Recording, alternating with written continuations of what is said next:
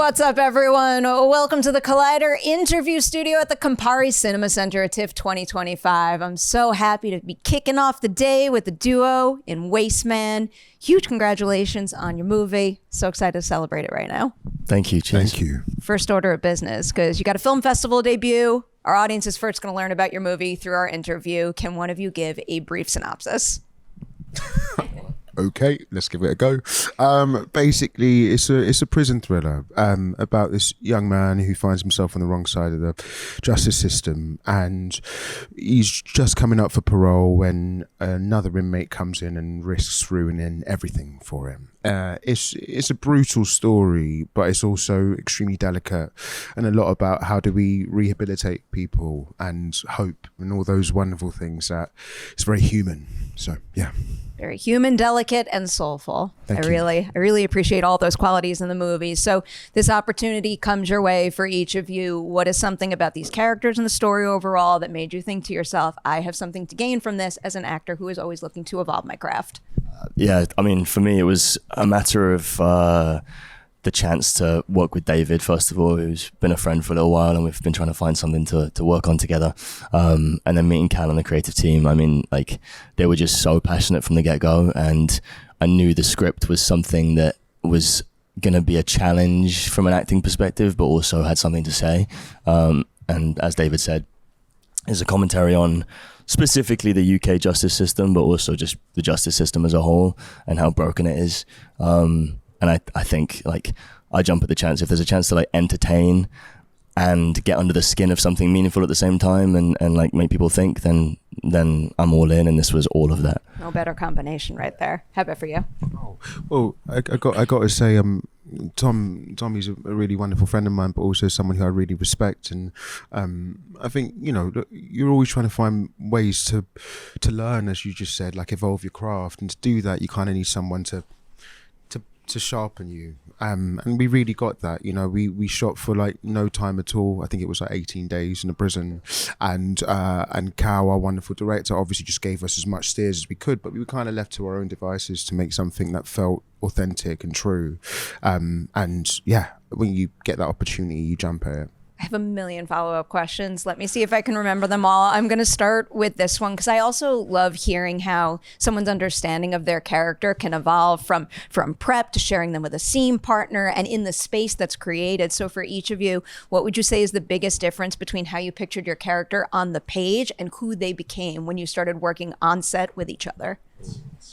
That's a really good. Well, you know what must probably be said is that I think both of us underwent some body transformations for it. Tom gained some good timber. I lost lots of timber. So I say that to say, you know, of course, that, you know, on the page it kind of was there, but you need actors to kind of like make it flesh and blood, and I think we both just did our best to find what makes them human, and that was it for me. You know, I wanted them to be paper thin in a way, so I just wanted to strip away some things. So yeah, that was one for me. Yeah, I mean, we had no time to shoot it, did we? Which was, in a way, an absolute blessing. You know, at the beginning, I was definitely kind of cacking myself because I was like, I've got to, like David said, do a bit of a transformation here and like try and put on some prison weight with like 3 weeks notice, because that's the nature of indie filmmaking sometimes. And so I was just eating burgers and salty food to try and kind of puff myself up as much as possible. But then, like, the time limit that we had and the kind of hustle of it, I think really added to the energy. And we got like a week of rehearsals thanks to Cal, and that was like so useful. I mean, awesome. We just like, we got in a rehearsal room and like literally marked out a prison cell with tape on the floor, kind of like you would in theater, and ran through like all the major scenes. And like, I think pretty quickly we realized we were doing something kind of special, right? It was like, well, not that we were special, but the project we were doing had some energy underneath it that you don't always get. And so once we then transposed that into the actual set in the prison, it was just like crackling the whole time. It's electric. I love hearing about a filmmaker who carves out time for rehearsal like that, especially with a movie like this. I'll go to Cal next because this is his feature directorial debut. Can you tell me something about your experience working with him that now makes the two of you think this industry is so lucky to have him, and I can't wait for another actor to get to experience what I did? That is, I'm going to try not to get emotional talking about Cal. Because I really do love him. Look, you know, it's a wonderful thing. I think Tom and I have had really wonderful experiences working with directors that obviously are established in many ways, and you know, and have loads of things under their belt. It's a joy when you get to work with someone and feel like you're learning about yourself through them learning about themselves. And Cal gave us again all the tools that we needed to make something that felt big in scale but grittily kitchen sink. Do you know what I mean? And I don't think every director has given me that opportunity. So I really, really loved it. And also, by the way, Tom and I are nothing like our characters. Well, Tom is a bit. Speak for yourself. He's a nightmare in the film. So I'm actually giving you a compliment. But no, you know, we're nothing like our characters. So for a director to have enough vision to see you like go, I think there's something inside you that means that you can go somewhere else. That's all you want as an actor. You want to, for me anyway, I just think we want to transform sometimes, and Cal gave us that opportunity. Not to cut you off, but as you were saying that, I'm thinking, like, one of the last times we spoke at a Collider interview studio was for Rye Lane. And then I watched The Long Walk right before I watched, like, you're working with filmmakers and material that are giving you endless range. Like, I can't believe how much I've seen you transform from project to project. Now I'm very shy. Incredible, incredible. Do you want to jump in talking about Cal now? Oh yeah. My turn to sing praises. No, I think, like, the thing I felt the most, this was my favorite film experience to date, I think, especially from the perspective of just doing it. I think, like, the rehearsal was one thing, but then also Cal just, like, has imagination, which is not always the case, especially with filmmakers who have been around a long time. I mean, it's kind of part of the job, but, like, the great thing about a first time feature maker is that they are, like, kind of going in with this just, like, fresh, pure imagination, and it reminds you to do the same thing. And Cal has that in spades, and it's just, like, bubbling with, like, possibility, which makes you feel like you can do anything. And I definitely felt like we could do anything in the room. Totally. I can't wait to see more from him. As I'm watching the movie, it's just like you could totally feel it to your core when someone has, like, a natural eye and handle for this art form. And then adding that to what you two just said, I feel like it's only going to be up and up and up and up from here. Another follow-up question I had, because you two mentioned that you've known each other. You've never worked together before, though, right? No, it's our first time. In that case, you're friends. I'm sure you know how talented the other is, but can you each pinpoint something you saw them do on this set that made you stop and go, like, I knew you were good, but I never realized you were going to be capable of going there? All right, I'm going to definitely go first on this. He's not going to like me for doing this, but I'm going to do it. Tom, we both hate compliments. This is my favorite game to play. Speak for yourself. All right. Well, look, no, there were several scenes. You know, a scene partner for me. I always think I'm just terrible. I think a scene partner makes you feel like you're doing worthwhile work. And Tom gave me that all the time. But there was one particular scene. There's a big riot in the prison, and it's an ensemble piece, but it's Tom's D's moment, and you never knew what was going to happen. And I looked at him and I just said, "Oh, I don't know who that is anymore."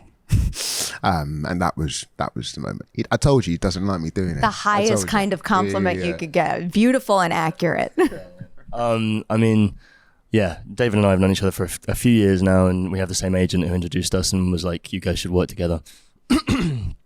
And, like, the minute we met, we were like, "Yeah, you're right." We, like, just hit it off, and now there's a serious bromance in our lives that our partners and friends are, like, jealous of.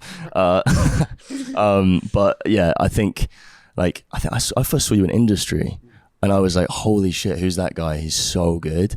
And I thought David was super posh because he's so transformational in Industry, and then met him and like, just kid off the block, and, like, we hit it off right away. And I think on this film specifically, like, the quietness and the introspection and the groundedness that David brings to it, and like you said, a good actor or a good kind of comrade in film is someone who, like, makes you better, and, like, being on set with David made me better because like his anchor in the scene allowed me to kind of bounce off the walls. And he just like has just so much depth in his eyes. Like you look at him in the scene and there's just so much going on. It's easy to do your job when the other person is so full of depth. There's many things about the art of acting that fascinates me. Someone who's able to be so expressive without saying anything at all. It will never compute in my brain, and that's why you do what you do, and that's why I celebrate it. We have to start winding down soon. I did want to make a point, though, to ask one question about Greyarea, because I think this is the first movie you're releasing under that banner, right? Yeah, well, Sophia Gibber, a wonderful producer, by the way. We have to give her a shout out because this film would not be this film without her. But the art of producing is never really spoken about, is it? No. And when you get a good producer, especially for a film like this that just is so demanding, they really do need their shouting out. So Sophia is my producing partner for Greyarea, and this is like our first project. I EP'd it, she produced it. We also work with Agile and Bankside and all the wonderful people, but we're really proud of this film as a Greyarea project because it does say the things that I hope our company would say, which is, highlighting great talent behind the camera, but also highlighting stories that do feel like they sit somewhere in a zone that is uncomfortable. So yeah. Okay, I'm rooting for your company. I'd like to see more films that achieve just that. I have to ask about some upcoming projects. I'll first ask you, is your next thing going to be through Greyarea, or could we potentially see that Alien Romulus sequel first?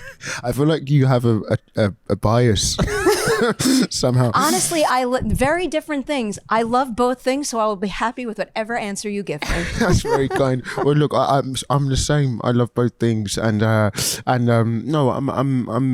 I'm just excited to work, man, and do things that I really do care about. And both of those perspective projects, vehicles, I care about. I'll ask one Alien Romulus follow-up because So it was a very diplomatic answer there. I love waiting for the the genre. That franchise is one of my favorite of all time. And again, your performance in Romulus is just next level, something special. And I love where they leave Andy and how everything about him in his life is going to be turned upside down. So is there any little corner of who he is and what he's capable of that you are most hoping you'll get to tap into in a sequel? Yes. The wonderful thing